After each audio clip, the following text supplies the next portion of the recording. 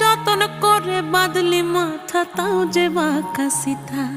মেদিনীপুরে রায়না চিরন বাঁকুড়ার ওই ফিতা, আর যতন করে বাঁধলি মাথা তাও যে বাঁকা সিথা। পেছ পাড়িয়া রাজকুমার